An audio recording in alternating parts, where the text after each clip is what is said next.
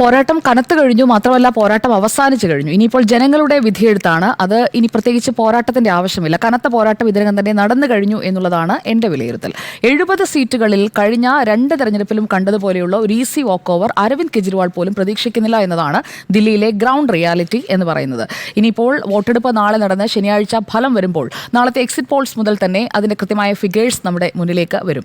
70-ൽ 60-ന് മുകളിലേക്ക് എന്ന് പറയുന്നത് ഒരിക്കലും സാധിക്കാത്ത ഒരു സാഹചര്യമാണ് എന്നുള്ളത് അരവിന്ദ് കെജ്രിവാൾ തന്നെ അഡ്മിറ്റ് ചെയ്ത് കഴിഞ്ഞിരിക്കുകയാണ്. അതുകൊണ്ട് തന്നെയാണ് അദ്ദേഹം ലെസ് ദാൻ 60 ഒരു ഫിഗറിലേക്ക്, അതായത് കറന്റ്ലി ഹോൾഡ് ചെയ്യുന്ന ഫിഗർ പോലും പറയാതെ ഒരു തെരഞ്ഞെടുപ്പിലേക്ക് ഒരു മുൻ മുഖ്യമന്ത്രി പോകുന്നത് ആ തോൽവി മണത്തറിഞ്ഞുകൊണ്ട് തന്നെയാണ്. കോൺഗ്രസ് ഏറെക്കുറെ ഈ പോരാട്ടം വിട്ടമട്ടാണ്. കിട്ടിയാൽ ഭാഗ്യം എന്ന നിലയിലേക്ക് കോൺഗ്രസ് സ്വയം പരുവപ്പെടുത്തിയിരിക്കുന്നു. മാത്രമല്ല, സഖ്യമില്ല എന്ന് പറഞ്ഞുകൊണ്ട് അങ്ങോട്ടും ഇങ്ങോട്ടും ആക്രമിച്ചത് ഏത് തരത്തിലാണ് എന്നുള്ളത് നമ്മൾ കണ്ടു കഴിഞ്ഞു.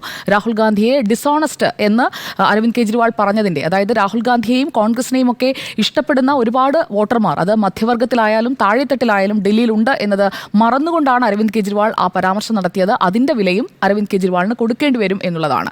കാരണം കാലങ്ങളായി കോൺഗ്രസിന് വോട്ട് ചെയ്തിരുന്ന ആളുകളാണ് ഷിഫ്റ്റ് ചെയ്ത് ആം ആദ്മി പാർട്ടിയിലേക്ക് വരികയും 2 തവണയും മികച്ച വിജയം ആം ആദ്മി പാർട്ടിക്ക് നൽകുകയും ചെയ്തത്.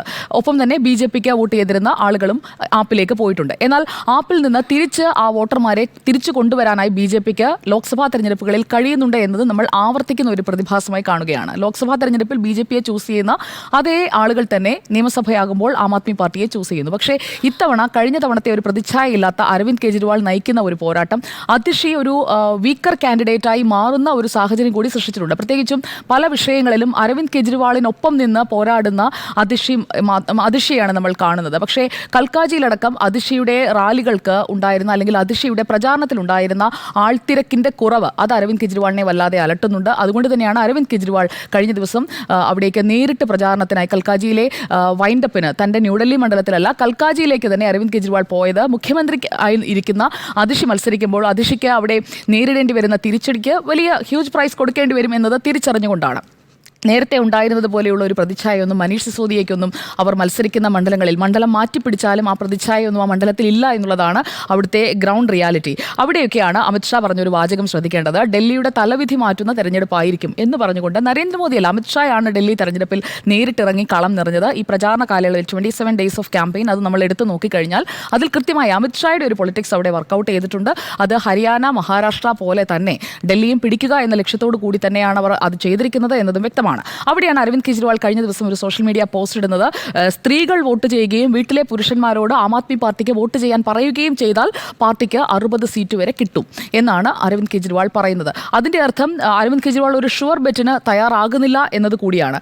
ഇവിടെയാണ് നേരത്തെ എടുത്ത കേസിനെ കുറിച്ച് പരാമർശിച്ചു. അത് വെറുതെയല്ല, പെരുമാറ്റച്ചട്ട ലംഘനത്തിനുള്ള കേസാണ് ഡൽഹി പോലീസ് എടുത്തിരിക്കുന്നത്. ഡൽഹി മുഖ്യമന്ത്രിയായ അതിഷി പരസ്യ പ്രചാരണ സമയം കഴിഞ്ഞിട്ടും 10 വാഹനങ്ങളിൽ 70ഓളം പ്രവർത്തകരുമായി ഫത്തേ സിംഗ് മാർഗിൽ ഒത്തുകൂടി. മാത്രമല്ല, അതിഷിയുടെ അനുയായി പോലീസ് ഉദ്യോഗസ്ഥനെ മർദ്ദിച്ചതിനുമാണ് എടുത്തിരിക്കുന്ന കേസുകൾ.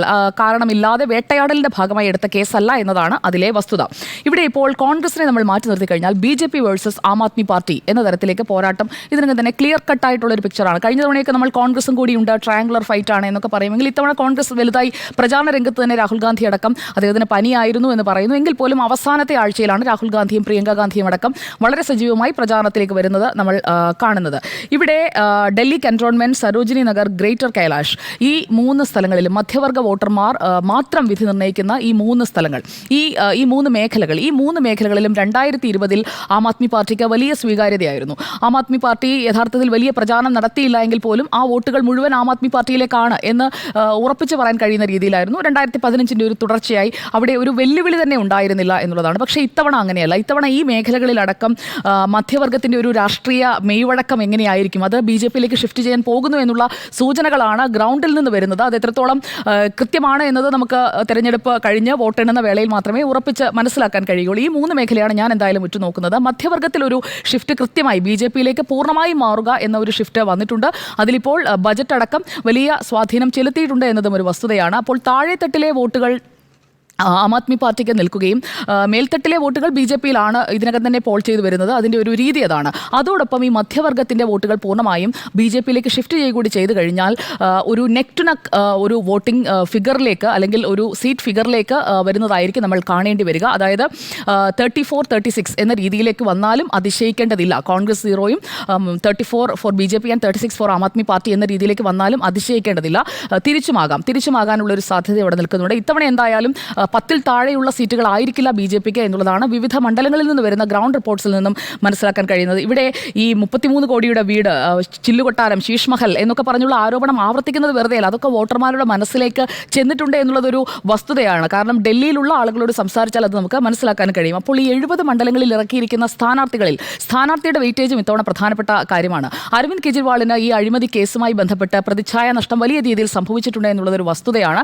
അത് ജനങ്ങളെല്ലാം ചർച്ച ചെയ്ത് കഴിഞ്ഞിട്ടുമുണ്ട്. അവർക്കതെല്ലാം കുറേയൊക്കെ അതിൻ്റെ ഈ ശീഷ് മഹൽ അടക്കം ഈ ചിത്രങ്ങളൊക്കെ തുടർച്ചയായി വന്നുകൊണ്ടേയിരിക്കുകയാണ്. അപ്പോൾ അതെല്ലാം അവരെ സ്വാധീനിക്കുന്നുണ്ട് എന്നതും ഒരു വസ്തുതയാണ്. അതുപോലെ തന്നെ യമുന, പോയ്സണസ് യമുന എന്ന് പറയുന്ന ഒരു #, ക്യാമ്പയിനായി തന്നെ അവിടെ ഓടുന്നുണ്ട്. കുറേ ദിവസങ്ങളായി അത് തന്നെയാണ് അവിടെ പ്രധാനപ്പെട്ട ചർച്ചയായി നിൽക്കുന്നത്. ഈ വ്യക്തിപരമായിട്ടുള്ള ആക്രമണങ്ങൾ, പ്രത്യേകിച്ചും ഞാൻ നേരത്തെ സൂചിപ്പിച്ചതുപോലെ രാഹുൽ ഗാന്ധിക്കെതിരെ നടത്തിയതും അതൊരു തെറ്റായ ചോയ്സായി പോയി കെജ്രിവാളിൻ്റേത് എന്നാണ് ഞാൻ കരുതുന്നത്. കാരണം രാഹുൽ ഗാന്ധിയെ ഡിസോണസ്റ്റ് എന്ന് ഒരു സഖ്യത്തിലൊപ്പം നിന്ന് ലോക്സഭാ തെരഞ്ഞെടുപ്പിനെ നേരിട്ട് നിയമസഭയിലേക്ക് വരുമ്പോൾ ഉടൻ തന്നെ പ്രതിപക്ഷ നേതാവിനെ, ലോക്സഭയിലെ ഇന്ത്യ മുന്നണിയുടെ തന്നെ തെരഞ്ഞെടുത്ത പ്രതിപക്ഷ നേതാവാണല്ലോ ലോക്സഭയിൽ. അപ്പോൾ രാഹുൽ ഗാന്ധി അങ്ങനെ വിശേഷിപ്പിച്ചത് ഒരു തെറ്റായി പോയി അരവിന്ദ് കെജ്രിവാളിൻ്റെ ഭാഗത്തു നിന്ന്.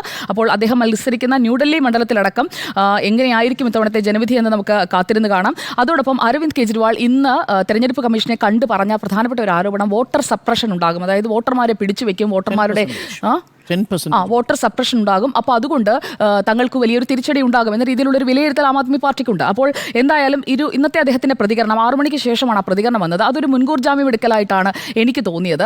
കാരണം വലിയ തിരിച്ചടി വരാൻ പോകുന്നുവെന്ന് അരവിന്ദ് കെജ്രിവാൾ തിരിച്ചറിഞ്ഞു എങ്കിൽ അദ്ദേഹമാണല്ലോ ആം ആദ്മി പാർട്ടിയുടെ പ്രധാനപ്പെട്ട ഒരു സ്ഥാപകൻ എന്ന് പറയുന്നത് തന്നെ അരവിന്ദ് കെജ്രിവാളാണ്. അദ്ദേഹത്തിന് തോൽവി മണത്ത് തുടങ്ങിയിരിക്കുന്നു. അപ്പോൾ നമ്മളത് അക്സെപ്റ്റ് ചെയ്യാതിരിക്കുന്നത് ശരിയല്ല.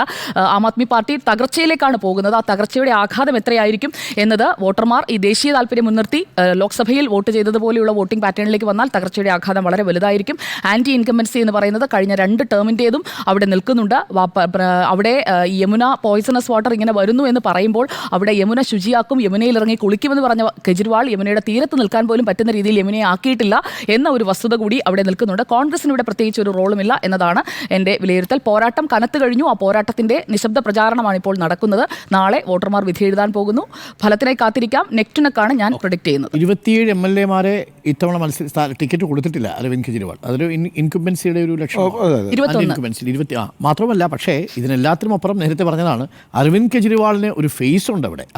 ആം ആദ്മി പാർട്ടിക്ക്, BJP-ക്ക് അവിടെ ഫേസ് ഇല്ല, അവിടെ കോൺഗ്രസിനും ഫേസ് ഇല്ല. അത് തന്നെയാണ് ഡൽഹിയിലെ ആളുകൾ ചോദിക്കുന്നത്. ആരാണ് മുഖ്യമന്ത്രി? നിങ്ങളുടെ ഫേസ് ആരാ പറയൂ എന്നാണ്. BJP-ക്ക് എടുത്തു കളിക്കേണ്ട ആളില്ല, കോൺഗ്രസിനും ആളില്ല, ആം ആദ്മി പാർട്ടിക്ക് ഉണ്ട് താനും. അത് അരവിന്ദ് കെജ്രിവാൾ ആണ് താനും. അതാണ് ആ മത്സരത്തിലെ ഏറ്റവും പ്രധാനപ്പെട്ട നിർണായകമായ ഒരു ഘടകമാകാൻ സാധ്യതയുള്ളത്.